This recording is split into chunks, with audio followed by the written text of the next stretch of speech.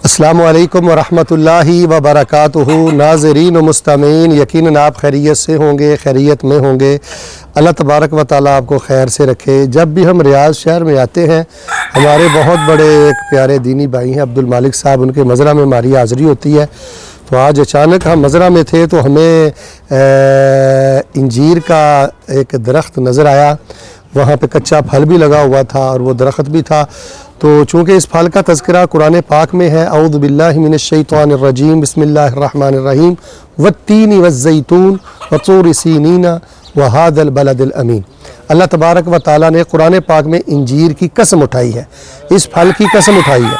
तो हमारे जितने मुस्तमीन और सामीन हैं और जिन्होंने हमारे चैनल को सब्सक्राइब किया हुआ है, उनमें से अक्सर भाइयों ने ना ये दरख्त देखा होगा, ना ये कच्चा फल देखा होगा, ना ये ताज़ा फल देखा होगा और ना ये खुशक फल देखा होगा।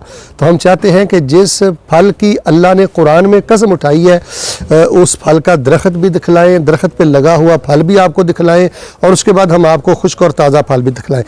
अब्दुल मलिक भाई इधर करें जी। ये इस इंजीर का जो दरख्त है तो ये छोटा, ये उसके पत्ते हैं, ये इस पर लगा हुआ नाजरीन ये देखें, ये कच्चा फल है। जब ये फल पकता है तो ये खुद ही नीचे गिर जाता है, ठीक है जी।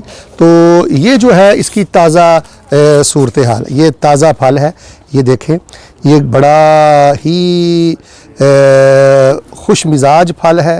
बिलखुसूस जो ताज़ा फल होता है ना अब्दुल मालिक भाई, ख़वातीन को जो छाती का कैंसर होता है ना जी, उसके लिए इसके रेशे बहुत ज़्यादा मुफीद है और ये ख़वातीन के लिए दिल के अमराज के लिए बहुत अच्छा है और खून की सफाई के लिए बहुत अच्छा है।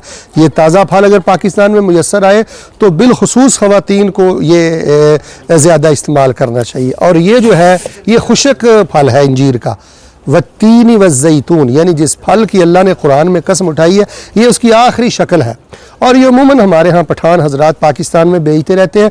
तो आप ये इंजीर इस्तेमाल करें जी, ये हाजमा दुरुस्त करती है और खून को साफ़ करती है।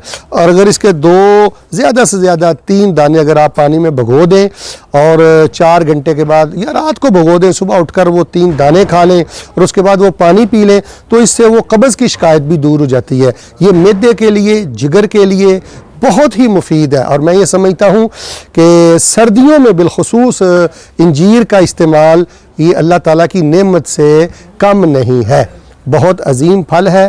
तमाम हमारे प्यारे भाई मुसलमान मर्द व ख़वातीन इसका इस्तेमाल करें और कोशिश करें ज़्यादा दाने ना खाएं, ज़्यादा से ज़्यादा रोज़ाना 3 दूध के साथ ले सकते हैं, कावे के साथ ले सकते हैं। तो अब्दुल मालिक भाई आखिर में फिर एक दफ़ा ये पूरा जो दरख्त है ये आप दिखाइएगा, इस पे जो लगा हुआ कच्चा फल है ये भी दिखाइएगा।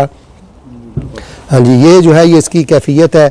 अभी ये इंशाल्लाह चंद दिनों तक पकने वाला है और उसके बाद बिल्कुल उसकी ये कैफियत हो जाएगी जो हमने आपको पहले दिखलाई हुई है।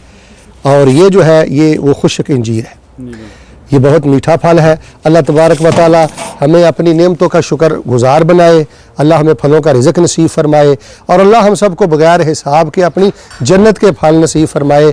आमीन सुम्मा आमीन।